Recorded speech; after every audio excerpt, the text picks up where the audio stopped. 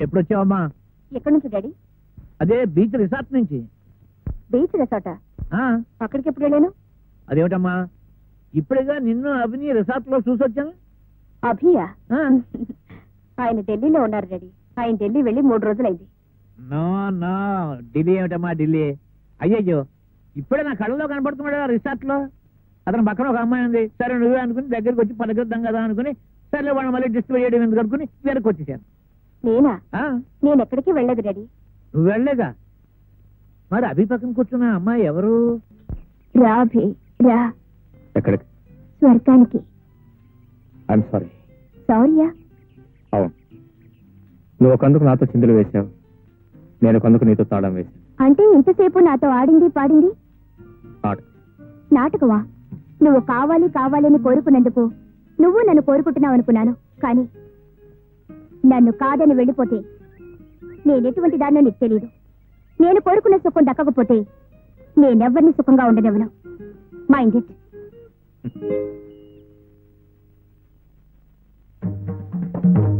నేను నమ్మలేనమ్మా.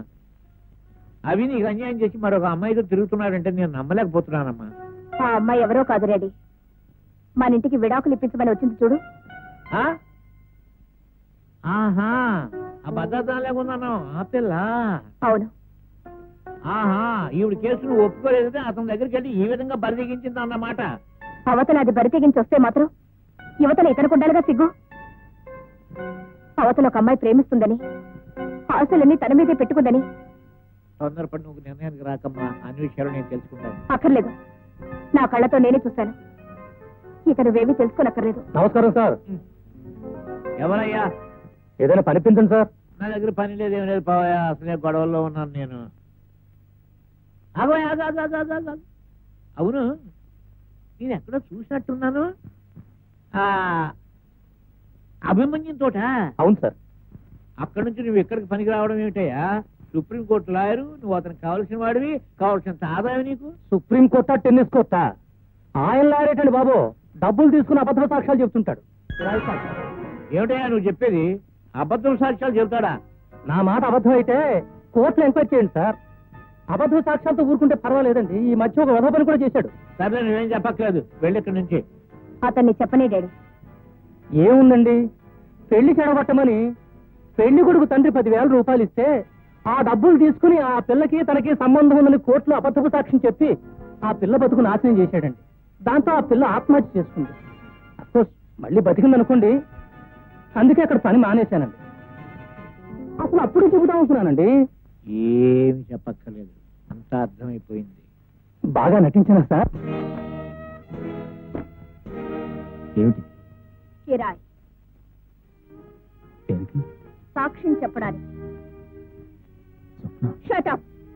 నా పేరు నీ నోటి నుండి రావడానికి వీల్లేదు. ఏమిటి మాట? నీతో మాట్లాడడానికి రాలేదు, ఒక పని మీద వచ్చాను. నేను ఒక లాయర్, నాకు ఒక కేసు వచ్చింది. ఆ కేసులో నువ్వు సాక్ష్యం చెప్పాలి. ఏమిటి? ఒక త్రాస్తుడు నన్ను మోసం చేసి ప్రేమించాడు. వాణ్ణి నా నుంచి దూరం చేయాలి. దానికి ఎంత ఇమ్మంటావు? దూరం చేయటం ఒకటేనా? కాదు, ఉరి తీయించాలి. అంత ఘోరం ఏం చేశాడు? మనసుని ఫుట్బాల్ లాగా వాడుకున్నాడు. ఎటు తన్నినా తిరిగి తన కాలి దగ్గరికే వస్తుందనుకున్నాడు. ఎవరు? చెప్పానుగా, త్రాస్తుడని. నిన్ను ప్రేమించింది నేనే, అయినా ప్రేమించడానికే అబద్ధమాడాను. ప్రేమ? అది ప్రేమ? అవును, ప్రేమే. 1000 అబద్ధాలు ఆడైనా ఒక పెళ్లి చేయమన్నారు. ఆఫ్టర్ ఆల్ ప్రేమించడం కోసం 2-3 అబద్ధాలు ఆడితే తప్పేం లేదే. My love is pure. Pure? Of course, very pure. నీ ప్రేమ ఎంత పవిత్రమైనదో ఆ తోటలోనే కనిపించింది. ఏం కనిపించింది? దేనితోనో తాగి తద్దనాలాడేవా లేదా? దానిలో తప్పే ఉంది? తప్పే ఉందా? ఒకరిని ప్రేమించి మరొక దానితో తిరగడం తప్పు కదా? అరే, ఆ పిల్లతో నాకు నీకంటే ముందు నుంచి పరిచయం ఉంది. అయితే ఆ విషయం ముందే నాకెందుకు చెప్పలేదు? చూడు స్వప్న, నాకు మరో ఆడదంతా పరిచయం ఉందని ఏ మగాడని చెప్తే ఏ ఆడ సహిస్తుంది చెప్పు? అంటే మోసం చేశావన్నమాట. నేను నిన్ను మోసం చేయలేదు, నేను నిన్ను మనస్ఫూర్తిగా ప్రేమిస్తున్నాను. మరి ఆ అమ్మాయి? ఆ అమ్మాయి after all just girlfriend. ఓ, గర్ల్ ఫ్రెండ్. మరి నేను? నువ్వు నా ప్రేయస్, నా కాబోయే భార్య. Swapna, this is modern society. It is 1984. భార్య భార్యే, ప్రియురాలు ప్రియురాలు. భార్య ఉన్నా కూడా గర్ల్ ఫ్రెండ్ ఉంటే తప్పలేదు. ఫర్ ఎగ్జాంపుల్, రేపు మన పెళ్ళైంది అనుకో, నీకు బాయ్ ఫ్రెండ్ ఉన్నానుకో, నేనేం పట్టించుకో, నాకేం అభ్యంతరం లేదు. ఓహో, అంత గొప్ప సంస్కారమా నాయనా నీది? ఇంత గొప్ప సంస్కారం ఉన్న మనిషిని ఈ ప్రపంచంలో నేనెక్కడా చూడలేదు. అంత గొప్ప సంస్కారవంతుడు నాకు ప్రేమికుడుగా దొరికినందుకు నా జన్మ ధన్యమైపోయింది. ఒక 10,000 రూపాయల కోసం ఒక ఆడదాని జీవితం నాశనం చేసేవే, అది కూడా సంస్కారమేనా? ఆ అమ్మాయి కూడా గర్ల్ ఫ్రెండా? అది నా వృత్తి. ఓహో, వృత్తి పేరు మీద గొంతులు కూడా కోస్తావన్నమాట. స్వప్న, అది నీకు సంబంధించిన విషయం కాదు. నువ్వు నేను మాట్లాడుకోవాల్సింది మన ప్రేమల గురించి, మన పెళ్లిని గురించి. మిగతా విషయాల గురించి మాట్లాడే హక్కు నీకు లేదు. ఆడది మగవాడి మనసులోకి ప్రవేశించాలి తప్ప అతని వ్యవహారాలకు కాదు, అతని వ్యాపారాలకు కాదు. అయినా మగవాడు నిలదీసి అడిగే ఆడదంటే నాకు పరమస్తాయి. మరి నీకు ఇన్ని పట్టింపులున్నాయని ముందే నాకెందుకు చెప్పలేదు? నువ్వు అడిగుంటే నేను చెప్పుండేవాడిని. నీ మనస్తత్వం నాకు ముందే తెలుసుంటే నేను అసలు ప్రేమించి ఉండేవాడినే కాదు.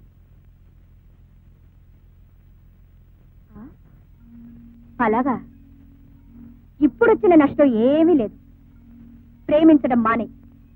నేను నిన్ను మర్చిపోయాను, నువ్వు నన్ను మర్చిపో అని చెప్పడానికి ఇంత దూరం వచ్చాను. ఇలాంటి కబుర్లు చాలా మంది చెప్తారు, కానీ ఇళ్ళకెళ్ళి మంచమే పడి వెక్కి వెక్కి ఏడుస్తారు. మళ్ళీ టెలిఫోన్ చేసి హలో డార్లింగ్, ఎక్కడున్నావు, ఏం చేస్తున్నావు, ఎలా ఉన్నావు నాకు కోరిస్తారు. చూడు, నువ్వు నన్ను మర్చిపోవటం తేలిక కాదు. మనం గడిపిన క్షణాలు అలాంటి, ఆ రోజులు అలాంటి. You can never forget. ఏ క్షణంలో అమ్మాయితో నిన్ను చూశాను, ఆ క్షణంలోనే నేను నిన్ను మర్చిపోయాను. చూడు స్వప్న, మొదటి చూపు, మొదటి ప్రేమ అంత తేలిగ్గా మర్చిపోయేవి కావు. నేను బ్రతికుండగా నువ్వు నన్ను మర్చిపోవటం జరిగే పని కాదు. ఆ భ్రమలో ఉంటావని హెచ్చరించడానికి వచ్చాను. నేను ఆడదాన్ని, జరిగిన దానికి మంచం మీద పడి వెక్కి వెక్కి ఏడ్చే ఆడదాన్ని కాదు. పిచ్చెక్కి ఆత్మహత్య చేసుకునే ఆడదాన్ని కాదు. This is Swapna. Mister Abhimanyu, ఇవి భారతం నాటి రోజులు కావు. This is modern times 1984. నీ కళ్ళ ముందే నిన్ను మర్చిపోగలను, మరొకరిని హాయిగా పెళ్లి చేసుకోగలను. Good bye.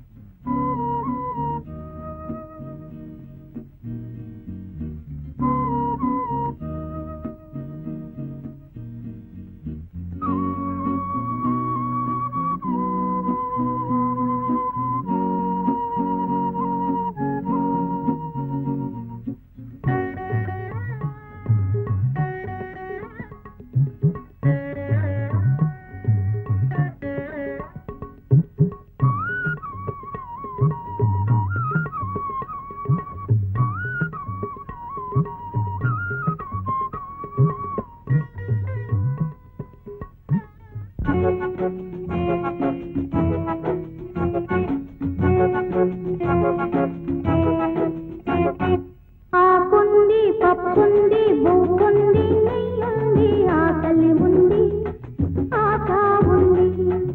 ఆకుంది పప్పుంది బువ్వుంది నెయ్యుంది ఆకలి ఉంది ఆశ ఉంది. తినిపించే చల్లని చెయ్యుంది, తినిపించే చల్లని చెయ్యుంది.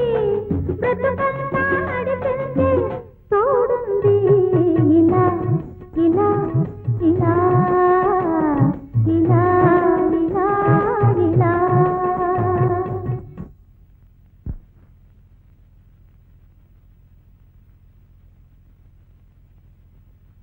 ఏమిటి ఇలా వచ్చారు?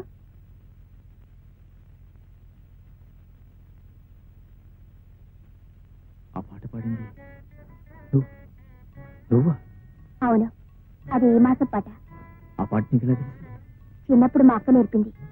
అక్క అక్కంటే చిన్నప్పుడు పాడుపడిన ఇంట్లో ఇద్దరు పిల్లలు ఆకలితో ఏడుస్తూ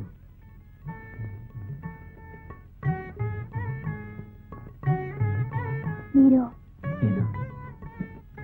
నేను ఇగ్గుంటారా? ఓ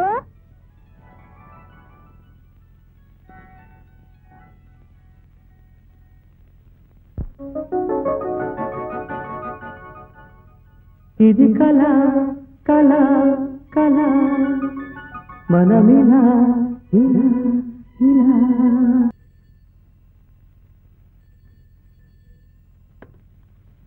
హలో, ఎవరండి? నువ్వా? మీరెవరు? నువ్వు అక్కడెందుకున్నావు? నేనెవరో తెలిసిన వాళ్ళకి ఎందుకున్నానో తెలీదా? కాపురం పెట్టేశావా? ఎవరు? ఏమో తెలీదు.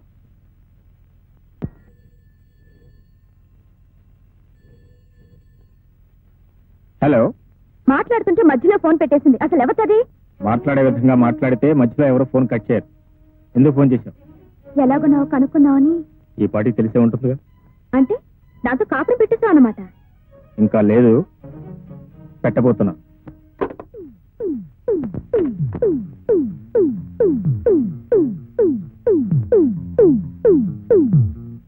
ఆమె పేరు తారు.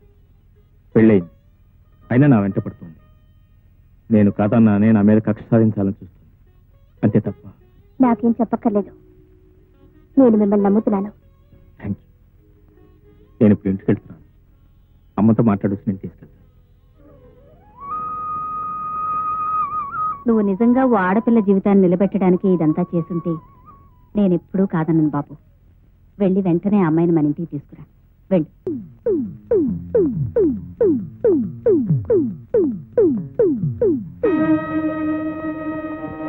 ఎక్కడికి? బయటికి. ఎవరి దగ్గరికి? నన్ను కావాలనుకునే వాడి దగ్గరికి. రోడ్డున పడ్డామన్నమాట. అమ్మ పెట్టినప్పుడు అడుక్కు తినాలిగా.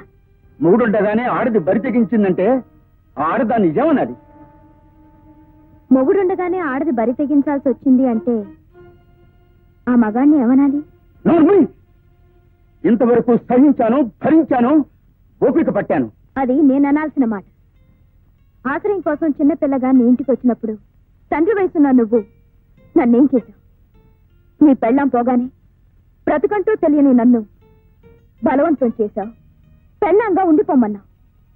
ఉండకపోతే పోలీసులకు అప్పగిస్తానని భయపెట్టి మెడ వంచి తాళి కట్టావు. నీకు వయసున్నప్పుడు నాకు వయసు రాలేదు.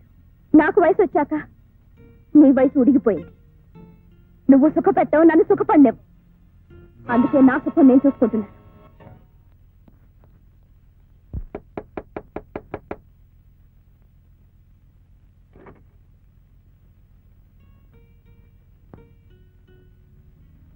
ఇందాక మాట్లాడుతుండగా మధ్యలో ఫోన్ పెట్టేసింది నువ్వేనా?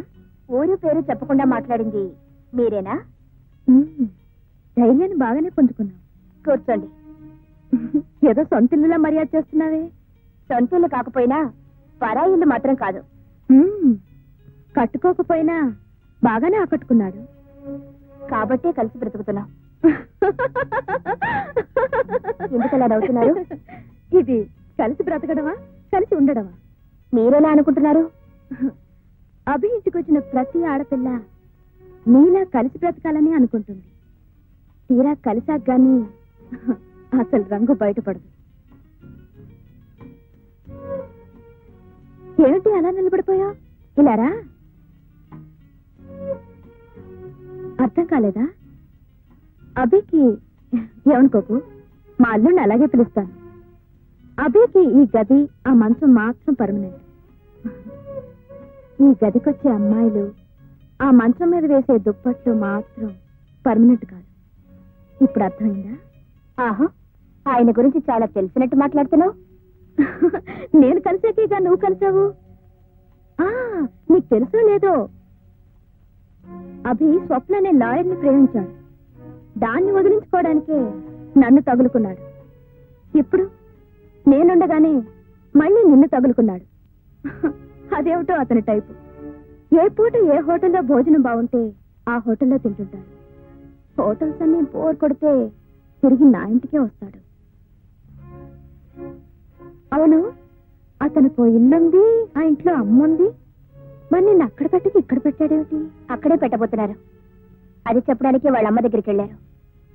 వాళ్ళమ్మ ఇప్పుడు నీ మొహం కూడా చూడదు. ఆ ఇంట్లో కోడలుగా కాలు పెట్టాలంటే నేనే పెట్టాలి. ఎందుకంటే దేశికి ఆ ఇంట్లో స్థానం లేదు. దేశియా? నేనే అలా చెప్తాను. అలా చెప్పకపోతే నాకు ఆ ఇంట్లో స్థానం ఉండదు. నువ్వు మర్యాదగా ఇక్కడి నుంచి వెళ్తావా లేదా? అరే, నీ కోపం కూడా వస్తుందే. వెళ్తాను. నీ సంసారం ఎలా ఉందో ఒకసారి చూసి వెళ్తాను. నా దగ్గర లేనిదేమిటో నీ దగ్గర ఉన్నదేమిటో తెలుసుకుని. అరే, రాధాకృష్ణ బొమ్మ నేనుండగా లేదే. నువ్వు వచ్చేటప్పుడు తెచ్చుకున్నావా? పాపం, రాధాకృష్ణలాగా ఉందావనా? నువ్వెలా రాధవవుతావు? నేను రాధని అంటే అత్తయ్య. అభి నా కల్లుడు. ఇది ఎక్కడిదో తెలుసా? మీ ఇద్దరు సింగపూర్ వెళ్ళినప్పుడు తెచ్చుకున్నాం. బాగుంది కదా? అరే, కట్టెను కొత్తదే, పర్వాలేదు. సీనరీ బాగుంది. పాత రంగులు మూసివేయడానికి కొత్త సీనరీ తెచ్చి పెట్టుకున్నాడు. అదే దుప్పటి, మాదే ఇది. నువ్వు వచ్చాక అసలు దుప్పటి మార్చలేదా? మార్చిపోయినట్టుంది. టేప్ రికార్డరు పాతది మార్చేశాడే. మేమిద్దరం కలిసి ఉన్నప్పుడు రాత్రిపూట మూడు కోసం మ్యూజిక్ వేసుకునేవాళ్ళం. మీరు అంతేనా?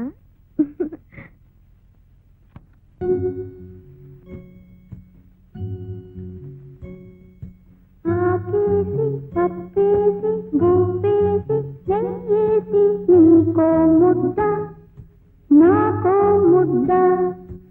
ఆకేసి పప్పేసి గుప్పేసి నెయ్యేసి నీకో ముద్ద నాకో ముద్ద. ఆకలి తీరే పోయింది అత్తారింటికి దారేది. ఇలా ఇలా ఇలా ఇలా ఇలా ఇలా. ఈ పాట నేనే పాడాను. ఎవరు నేర్పారు? మా అక్క. ఇప్పుడు మీ అక్క ఎక్కడుంది? చిన్నప్పుడే తప్పిపోయింది. ఈ పాట మీరు విన్నారా? ఎక్కడా? రేడియోలోనా? బహుశా మీరు రేడియోలోనే వినుంటారు. ఈ పాట మా ముగ్గురికి తప్ప ఇంకెవ్వరికీ తెలీదు. ఎవరా ముగ్గురు? నేను, మా అక్క, అభి. అభియా?